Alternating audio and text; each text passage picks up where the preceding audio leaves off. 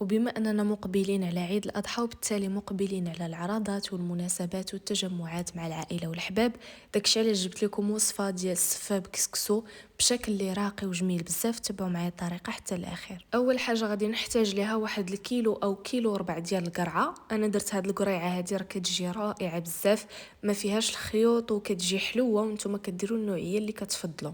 كنضيف لها عويد ديال القرفه بعد ما كنكون نقيتها وغسلتها من طبيعه الحال. كنضيف الماء وكنحطها كتسلق. من بعد كندوز كناخذ كيلو ديال الكسكسو. كتخدموا بديال الباكيه اللي كنتو غادي تتبعوا هاد الطريقه هذه ديال التفوار مباشره. كنسرحوها هكا في القصريه ديالي.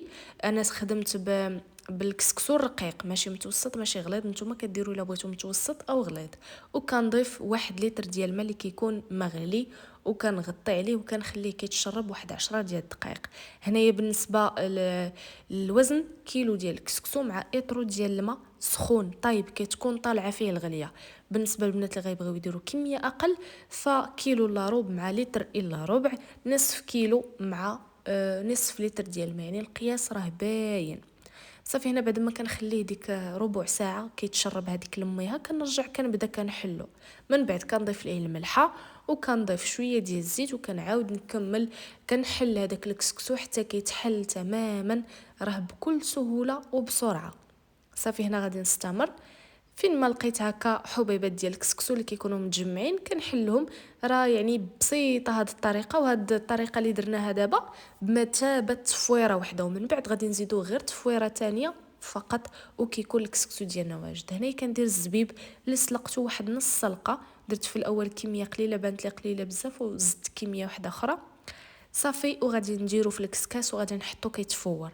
غير كيبدا طالع البخار كنحسب نص ساعه والكسكسو ديالي كيكون واجد، يعني نص ساعه ما كنحسبها حتى كيبان ليا البخار طالع. من بعد كندوز نرجع لهذيك القريعه اللي كتكون تسلقات وطابت ونشفات من الماء. كنحيد هذاك العويد ديال القرفه وكنحاول انني نمعكها بهذه الطريقه. غادي نضيف السكر 3 ديال المعالق كبار، كيس ديال السكر بالنكهه ديال الزهر الا ما متوفرينش عليه ديروا 4 كاس ديال العنبه ديال المزهر. ضفت ايضا معلقه كبيره ديال الزبده، من الاحسن تكون حيوانيه، والا ما كانش متوفر حيوانيه فراه كتخدموا باللي متوفر عندكم. صافي غادي نضيف ايضا القرفه واحد المعلقه صغيره، وكنبقى كنشحر هاد القريعه هادي حتى كتعسل وكتولي ليا بهذا الشكل هذا. كيتغير اللون ديالها، ما كتبقاش ميها، كتبان لكم بان بدات كتنشف وبدات كتعقد. صافي راه كتكون واجده، غادي نحتفظ بها جانبا. نرجع للكسكسو ديالي بعد ما كيتفور كيف قلت لكم. كنتسنى حتى كيبدا كيطلع البخار وكنحسب نص ساعه كيكون هذا هو الشكل ديالو. كنضيف كاس ديال الحليب اللي كيكون بارد، كاس ديال العنبه باش كنشرب الكسكسو ديالي. في الاول كنبدا كنمزج غير بالملعقه لان الكسكسو كيكون سخون ما كنقدرش ندخل فيه يدي. ومن بعد كنضيف واحد 3 المعالق كبار ديال الزبده اللي ذوبتهم، ودائما من الاحسن تكون زبده حيوانيه.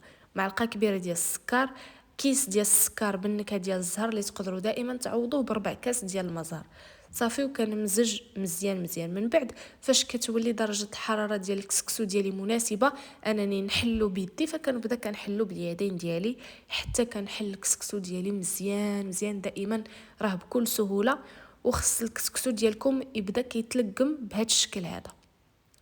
صافي بهذه الطريقه غير تبعوا المقادير راه مضبوطه وراه كيجي رائع بزاف. صافي هنا من بعد كناخذ واحد المول ديال الكيك. غادي ندير الطبقه الاولى ديال الكسكسو وكنحاول نضغط عليها مزيان مزيان. من بعد غادي ندير الطبقه ديال ديك القرعه اللي عسلناها. صافي بهذا الشكل هذا.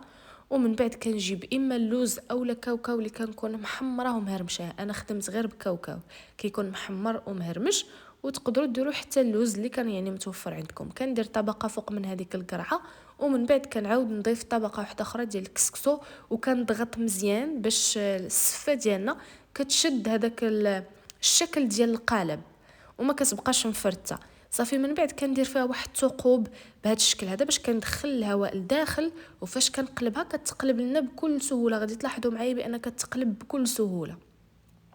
صافي وكنقلبها في الطبق ديال التقديم، وشوفوا معايا ما شاء الله كتاخذ الشكل تماما ديال القالب وكتجي متماسكه ورائعه بزاف.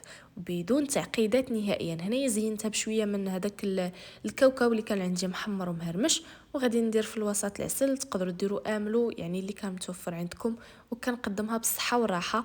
يعني طبق اللي راقي وجميل بزاف، بامكانيات اللي بسيطه، بطريقه اللي بسيطه. وايضا طريقه التحضير ما كتاخذش لنا وقت طويل نهائيا، غير بتفويره وحده فقط. جربوها راه كتجي رائعه وما غاديش ندموا عليها. ما تنساونيش من لايكاتكم وتشجيعاتكم. انضموا لحسابي عنوان الحلقه باش توصلوا بالمزيد من الوصفات، والى اللقاء.